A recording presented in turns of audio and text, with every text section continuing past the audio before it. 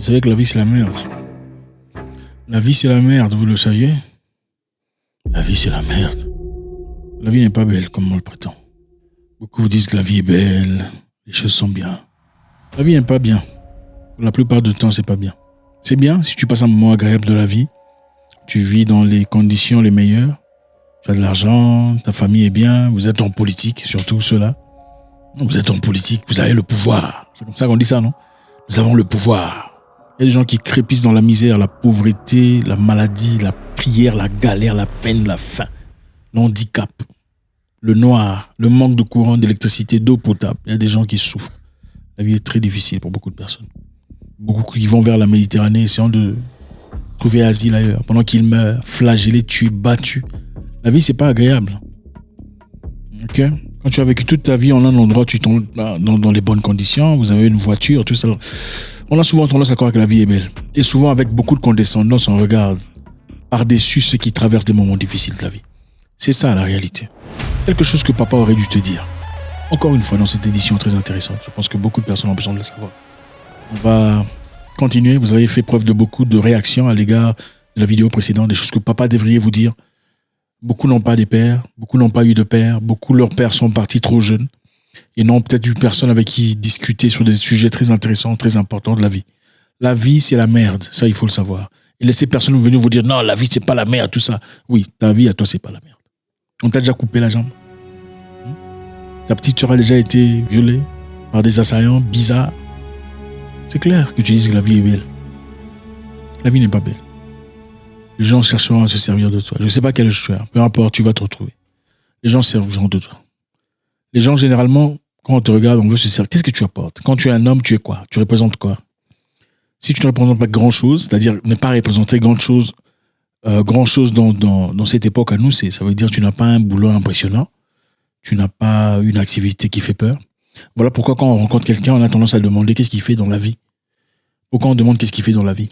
On demande qu'est-ce qu'il fait dans la vie, justement, pour ajuster le niveau de respect qu'on va lui accorder. On demande qu'est-ce qu'il fait dans la vie pour ajuster le niveau de respect qu'on va lui accorder. C'est ça la vérité. C'est pas parce qu'on est curieux de savoir ce qu'il fait dans la vie. En fait, on s'en fout de ce qu'il fait dans la vie. La vie, c'est de la merde. Les gens chercheront à se servir de vous, à vous utiliser. Fais ça pour moi, fais ça pour moi. Si vous le faites, génial, on vous aime bien. Si vous ne faites plus ce qu'ils veulent que vous fassiez, vous devenez leurs ennemis les plus farouches. Si pas de la pacotille qu'on jette, on l'oublie complètement, on balance aux oubliettes. La plupart des gens voudront se servir de vous. Vous êtes une femme, ma soeur, vous êtes là. Je sais que cette édition est principalement pour les hommes. Quand vous atteignez 20 ans, malheureusement, les gens vous regardent différemment. Ce n'est plus la jolie petite mignonne fille là, tout ça. C'est fini. On commence à te regarder de derrière. On commence à t'observer. Même les amis de tes oncles.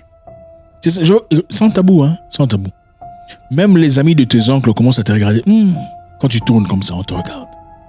Tu deviens une attraction sexuelle. C'est ça la vérité. Ce n'est même pas calculé, malheureusement. 97% des amis de tes oncles vont te regarder comme ça. Et commencer, même s'ils ne le diront pas, ils vont réfléchir dans ça commence à grandir. Quand tu veux un boulot, peut-être que tu as les qualifications. Il y a beaucoup de gens ici qui ont vécu ces situations, certainement. Pourquoi on veut donner le boulot? Pourquoi c'est à vous qu'il faut accorder cette opportunité? Avez-vous déjà été menacé, si pas menacé, proposé de manière indécente de consentir à une intimité ou une interaction sexuelle avec une personne complètement étrangère au nom d'un boulot? C'est ça la réalité de la vie. On veut ton corps. Quand tu as 20 ans, on commence à vouloir ton corps. La vie n'est pas belle. La vie, c'est de la merde. On veut ton corps. On veut se servir de toi. Et si tu es consentante, voilà, tu commences à progresser, à avancer. Voilà, on te place secrétaire, ensuite missionnaire, ensuite project manager, et tu commences à grimper. C'est ça la vérité de beaucoup de personnes ici que vous adulez et célébrez. La vie, c'est pas du bonheur. Papa aurait dû te dire, il a certainement voulu te protéger de ce monde horrible par amour. Et il n'y a eu personne à sa place pour le faire. C'est ça la réalité. À partir du moment où tu es une femme, tu n'es plus une fille. Tout le monde cherche comment obtenir quelque chose de toi. Il n'y a plus rien pour rien dans ce monde je suis en train de peser mes mots. Il n'y a rien pour rien. Il n'y a rien pour rien. Même ces personnes qui prétendent t'aimer pour de vrai. Ce n'est pas pour toujours t'aimer pour de vrai. C'est quoi la définition même de l'amour? C'est pour ce que tu as à offrir. Combien de personnes t'aiment pour rien? Il n'y en a pas. Peut-être tes frères et sœurs. Les gens se serviront de toi. Les gens t'escroqueront l'argent. Les gens prendront ton argent de visa, ils vont bouffer ça. La vie, c'est la merde. Il faut comprendre ça. Le monde ne te doit rien. Absolument rien. Le monde ne te doit rien. À partir du moment où tu sors de ta maison, tu quittes l'enclos de ton père, le monde ne te doit absolument rien. Ce que papa aurait dû te dire, il ne faut pas courir derrière les gens. Il ne faut pas courir derrière les gens. Ils savent déjà que vous avez besoin d'eux. Ils avaient déjà reçu le premier message quand vous l'avez envoyé. Ce n'est pas pour dire que dans tous les cas, il ne faut pas courir derrière les gens. Écoutez-moi très intelligemment. Usez de votre machine de sagesse. Il y a des gens auprès de qui il faut écrire 15 fois. Il y a des gens à qui on écrit une fois, on laisse tomber. Il y a des gens à qui on écrit 15 fois. Pourquoi? Parce qu'il est hors de ta portée, parce qu'il peut vraiment changer ta vie, parce qu'il peut vraiment te bousculer. Et il y a des gens à qui on écrit une fois ou deux. Si ça ne répond pas, on laisse tomber. On ne court pas après un boulot qui ne va vraiment pas changer ta vie de manière radicale. On ne court pas après une personne qui risque de t'apporter ou pas le bonheur que tu cherches. On ne demande pas pardon pour rien aux gens. On ne le fait pas. Parce que généralement, les gens les prennent pour de la faiblesse. Et on commence à s'en servir et on pense que c'est toi qui dois demander pardon parce que tu l'as déjà fait dans le passé. Il ne faut pas habituer les gens à ces genres d'histoires. Quand ils ont tort, ils ont tort. Surtout quand ces personnes, elles ne t'apportent rien de financier, rien de commercial, rien de mental, d'investissement intellectuel. Quand ils ont tort, ils ont tort. C'est à eux de s'excuser. Ce n'est pas à toi de courir après eux. Il faut apprendre à contenir sa souffrance. Au fait, beaucoup de personnes fuient la souffrance. Et c'est tout à fait normal. Personne ne veut souffrir, n'est-ce pas? Tout le monde veut être bien, vivre dans les meilleures conditions, une grande maison, une voiture, de l'argent, faire la fête, le shopping, les voyages, tout ça. C'est bien tout ça. Mais dans cette vie de merde, des fois ça part, même quand tu en as. Demandez à beaucoup de personnes. Ce sont des choses qui viennent et qui partent. Au fait, pour devenir une personne de forte, il faut embrasser la souffrance. Je ne parle pas de ceux-là qui sont nés dans des conditions déjà bien préparées, c'est-à-dire nés d'une famille à l'argent, papa roule sur le mola et tout ça. Je parle d'une personne qui vient d'Afrique, dans des conditions normales qu'on connaît, généralement dans la pauvreté. Il faut apprendre à embrasser la souffrance. C'est-à-dire, des fois, il faut quitter sa famille, aller ailleurs. Aller dans une autre ville où il n'y a personne.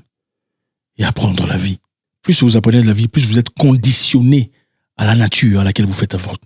J'ai fait un voyage en Ouganda il y a quelque temps. J'ai rencontré un jeune garçon de 13 ans. Un jeune petit garçon de 13 ans. Il a arrêté notre voiture et il m'a apporté des bananes. Bonjour monsieur, est-ce que vous voulez acheter mes bananes?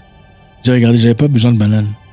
Mais à cause de sa niaque, son courage, et aussi son âge, sa détermination pour un petit gamin de 13 ans, je lui ai acheté ces bananes. Quelques temps plus tard, je l'ai rencontré. Il avait presque 15 ans. Il était devenu beaucoup plus fort, beaucoup plus dur pour un jeune garçon de moins de 15 ans. J'étais ébloui. Très intelligent. Il te parle avec beaucoup de clarté, beaucoup de confiance. Il connaît comment ça marche. Il sait comment faire ses calculs. Embrasser la souffrance. Beaucoup ici sont incapables de embrasser la souffrance. Moi, j'ai passé des nuits par terre. Je n'ai absolument peur de rien du tout dans la vie. Ça me fait, vous pouvez me jeter dans le village au fin fond là-bas.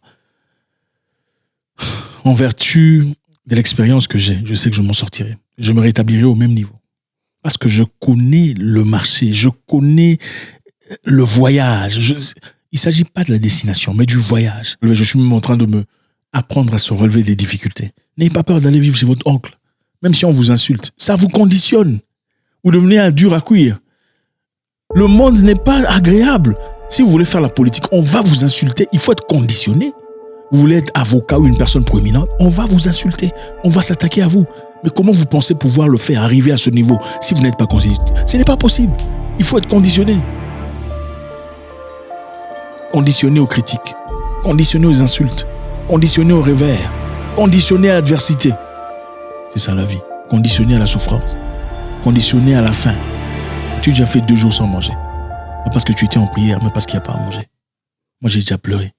Je me souviens une fois, ça m'est arrivé. Je me retrouvais seul dans un pays étranger. Il n'y avait personne.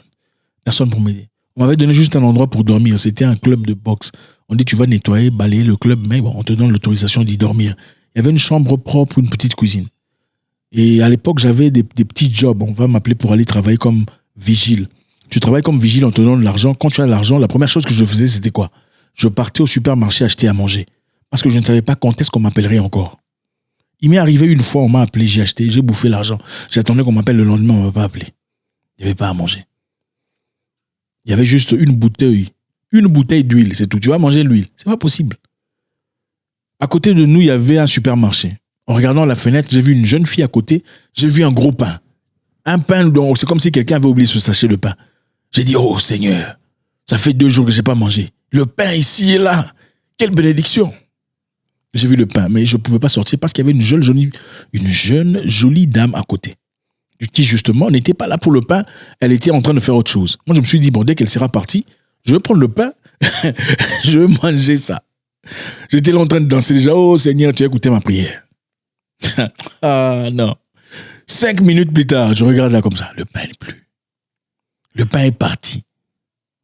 J'ai pleuré. J'avais moins de 23 ans. J'ai pleuré, j'ai quitté chez nous. On ne manquait pas du pain. On ne manquait pas à manger. Je pleure pour le pain. J'ai dit à Dieu, qu'est-ce que j'étais fait dans ma vie? Qu'est-ce que j'étais fait? Mais c'était une opportunité que j'avais. À cause de mes pulsions et aussi le besoin d'être apprécié par les femmes. J'ai raté le pain. Et je suis resté affamé. Mais cela m'a conditionné aujourd'hui. Je n'ai pas peur.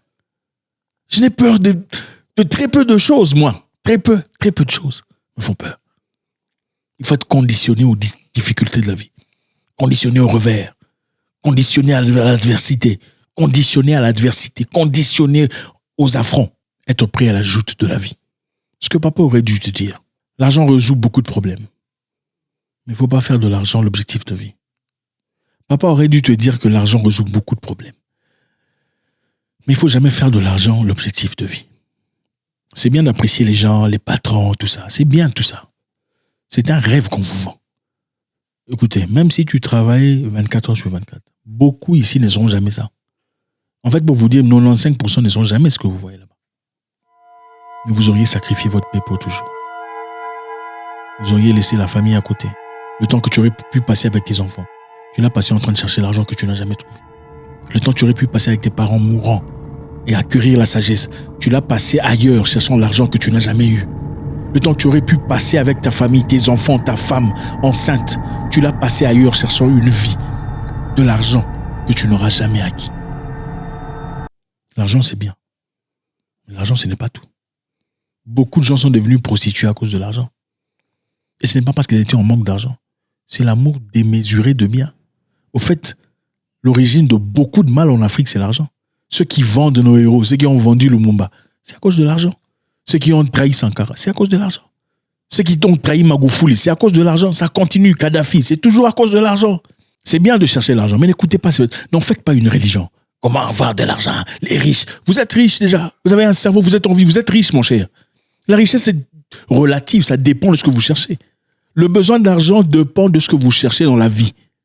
Regardez, si vous cherchez beaucoup de choses, vous aurez certainement besoin d'argent. Et croyez-moi, pour la plupart des cas, vous n'avez pas besoin de ces choses pour être heureux. Cherchez la paix. Cherchez le bonheur. Le bonheur, ce n'est pas seulement l'argent. L'argent est nécessaire pour payer l'hôpital. Mais l'argent, ce n'est pas tout. Nos parents ne cherchaient pas l'argent de manière frénétique, de manière fiévreuse autant que nous. Voilà pourquoi il y a cette dépravation de mœurs. C'est une génération bousillée, handicapée. Les gens sont incapables de se dire bonjour. Mais au fait, personne n'a d'amis pour de vrai. Mais tout le monde a des amis sur les réseaux sociaux. J'ai 5 000 amis, 12 000 abonnés. C'est quoi abonnés? Ce sont des chiffres, ce ne sont pas des personnes. L'argent à Dubaï, l'argent à Shanghai, l'argent pour prendre une photo en first class, business class, l'argent pour popper du champagne. On célèbre des gens qui sont complètement abrutis, des gens qui n'ont rien à vous apprendre de la vie parce qu'ils ont de l'argent. Regardez les gens que vous suivez sur Internet. Ah, cette femme-là, elle est impressionnante. Pourquoi? Mais elle n'a rien à t'apprendre. Elle n'a rien à t'apprendre. Peut-être que tu vis une vie plus saine que la sienne. Peut-être que tu es une personne beaucoup plus ordonnée, plus claire qu'elle. Mais seulement parce qu'elle a ouvert une boutique ici et une boutique là-bas, tu es adulé par terre. Tu suis quoi? On va tous mourir à un moment donné de la vie. Écoute, on mourra tous à un moment donné de la vie. Ce sont les choses qu'il vous faut entendre. Papa aurait dû vous le dire. La course frénétique vers les biens matériels, ce n'est pas ça l'objectif de la vie. Papa aurait dû te dire. S'il ne l'a pas fait, ce n'est pas grave. certainement pas de sa faute. Merci.